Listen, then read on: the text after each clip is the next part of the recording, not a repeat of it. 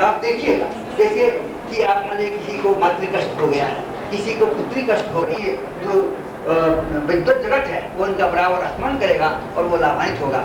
इन शब्दों के साथ मैं अपनी वाणी को विराम देता हूँ।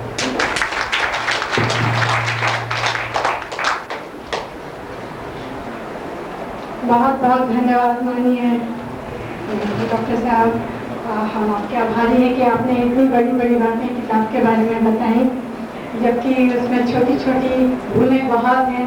सुधाकर जी सुधारक हो गए हैं, ऐसी छोटी छोटी भूलें हैं उसमें, लेकिन आपने बहुत बड़ी बात बताई उनके बारे में। चंद्रमा में कलर की तरह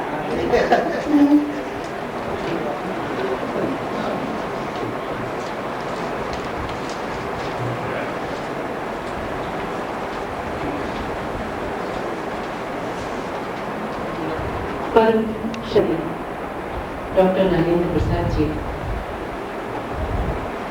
पुस्तक के लेखक डॉक्टर किरण किशोर शरण और उपस्थित सोधी जी। आज का दौर जो अब संस्कृति, छल, प्रपंच और झूठ का दौर है, इसमें संस्कृति और सत्य की खोज करना एक श्रेयस्कर क्रांति है। डॉक्टर किरण किशोर शरण एक शल्य चिकित्सक हैं। उन्होंने हाथों में कलम उठाकर ये सिद्ध कर दिया है कि व्यक्ति किसी भी कार्य क्षेत्र में संवेदना की जोत जगा सकता है। सत्य की खोज के लिए कहीं जाने की आवश्यकता नहीं, वह तो हर व्यक्ति के मन दर्पण में दिखता है। बस जरूरत है उस आईने पर पड़ी धूप को हटाने की, स्वयं को पहचानने की और अपने अंतर स्वर को सुनने की। मनुष्य बस मनुष्य बनकर रहने की कोशिश करे, उसके जीवन का तरल निश्चय ही अमृत बनकर छलकेगा। साथ ही जितना अमृत चाहिए उतना गरल पियो तुम, सांसों को मत व्यर्थ लुटाओ, बन इंसान जियो तुम। मानो एक सुनहरी घटना, एक कांच का प्याला, एक ग्रंथ दर्पण के जैसा अगणित पृष्ठों वाला। एक सांस या फिर न मिलेगी, आओ इसे बजा लें। मीठे बोल निकाल हृदय का मंदिर आज सजा लें। मीठे बोल निकाल हृदय का मंदिर आज सजा लें। सत्य की खोज इस सार्थक कृति के लिए मैं डॉक्टर किरण किशोर शरण जी को हार्दिक बधाई देती हूँ।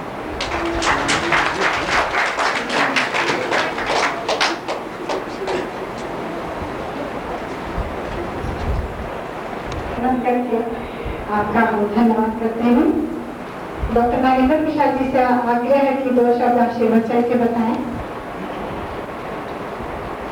रंजन सूर्यदेव जी, डॉक्टर शांति जैन, डॉक्टर किरण किशोर शरण, उपस्थित देवियों और सज्जनों, मेरा सौभाग्य है कि सत्य की खोज इस विषय पर बोलने का कुछ अवसर मुझे मिला।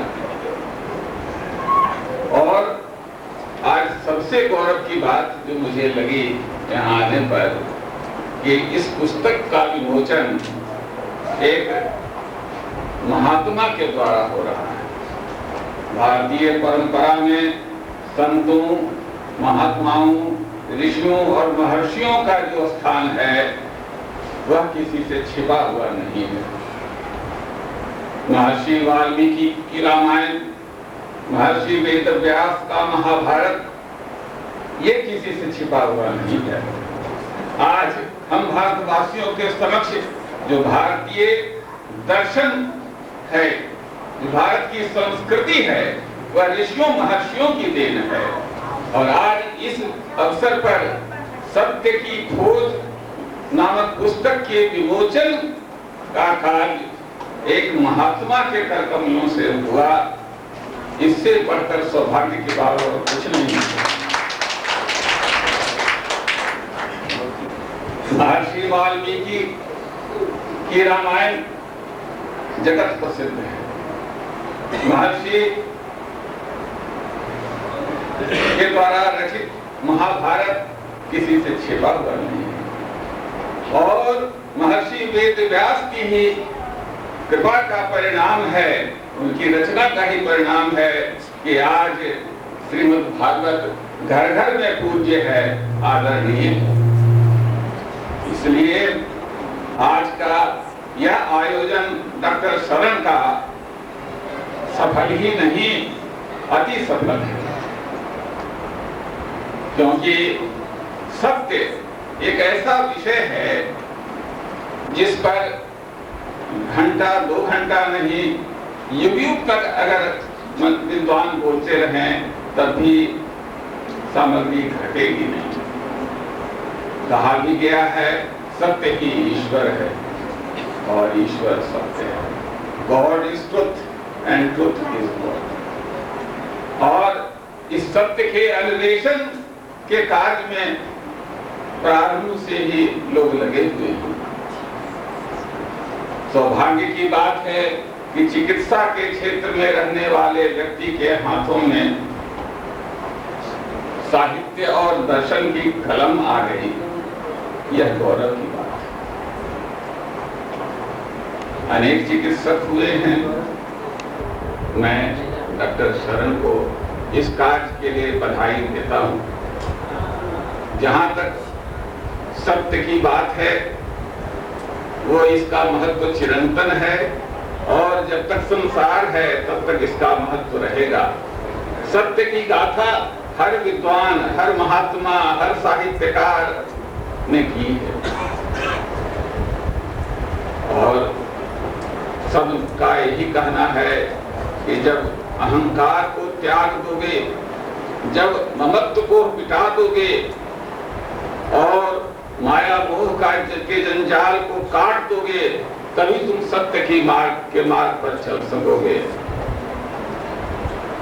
एक वक्ता ने कहा कि मैं अक्सर कबीरदास का उदाहरण देता हूँ। मैं इसी क्रम में यह कहने की धृष्टता कर रहा हूँ, कबीर ने भी तो कहा था, उनकी वाणी कुछ अजीब ढंग की थी। कहा था कि जो घर चूके आप चले हमारे साथ। तो माया मोह का जो घर है उसको जो फूंक देगा वो जरूर चलेगा।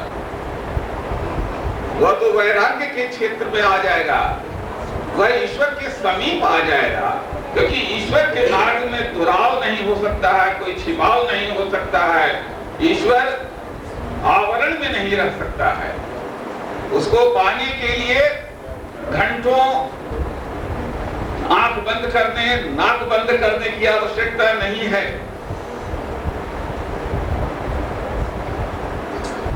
कामायनी के अमर लेखक और गायक जयशंकर प्रसाद जी की वे पंक्तियां याद आती हैं कि दुखी पर करुणा क्षणभर हो, प्रार्थना पहरों से बदले, हमें विश्वास है कि वह सत्य आकर करेगा भव सम्मान। वहीं पर कबीरदास ने लिखा है कि जय घर भूखा भीख न पावे, हरुआ खात बतासा हो, सतवंती को गली मिले नहीं, वेश्या पहले खासा हो। ये दिखावे का संसार नहीं चल सकता है। माया मोह से ऊपर उठना होगा। अगर हृदय में ज्योत जगानी है, अलख ज्योत जगानी है, तो बंधनों को काटना पड़ेगा, भूल जाना पड़ेगा अपने इस अहम को, क्योंकि अहम सभी अनर्थों की जड़ है। और सत्य पर जितना कहा जाए, जितना बोला जाए, जितना लिखा जाए, बहुत कम है। और जितने भी दर्शन हैं, जितने भी महात्मा साधु संत हो गए हैं, सब उसी को संकेत करते रहते हैं, सन्मार्ग पर लाने का प्रयत्न करते रहते हैं लोगों को। लेकिन यह संसार माया मरीचिका है। मनुष्य चाह कर भी कुछ दूर चलता है, फिर पीछे लौट आता है, और जो उस मार्ग पर चलता गया वह तो पहुंच जाता है, अपने लक्ष्य पर पहुंच जाता है। इसलिए सत्य एक ऐसा विषय है जो अनंत है और उस पर जितना कुछ कहा जाए वह बहुत थोड़ा होता है। डॉक्टर शरण की उस पुस्तक को मैं पढ़ गया, मैंने देखा वह प्रत्यक्ष अनुभूति के आधार पर जो अनुभव किया है, समुद्र के किनारे बैठकर देखा, घर के आंगन में देखा, बरामदे पर बैठकर देखा, उसके आधार पर जो अभिव्यक्ति हुई है उसमें बनावटीपन नहीं आ सकता है, और वह है हृदय का उद्गार। इसी बात की ओर रंजन सूर्यदेव जी भी कर रहे थे। मेरा सौभाग्य रहा है कि जब मैं प्राकृतिक जैन शास्त्र एवं अहिंसा शोध संस्थान वैशाली का डायरेक्टर था, उस समय रंजन जी वहाँ प्राकृतिक के प्राध्यापक होकर आए थे। लेकिन उस संस्थान का दुर्भाग्य था कि कुछ ही समय के बाद इनका स्थानांतरण पुनः राष्ट्रभाषा परिषद में हो गया, और वहाँ वे संपादन का कार्य, परिषद पत्रिका के संपादन के कार्य में जुट गए, क्योंकि वो परिषद, राष्ट्रभाषा परिषद का भी विशेष महत्व है।